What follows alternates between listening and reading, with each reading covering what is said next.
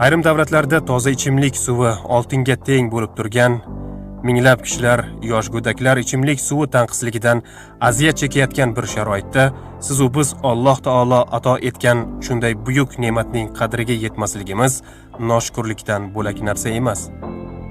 Hozirgi paytda jami 470 million kishi suv taqchilligi keskinlashgan mintaqalarda 2,4 milliard kishi esa suv tozalash qurilmalari va drenaj tizimi orzuligicha qolayotgan o'lkalarda yashaydi.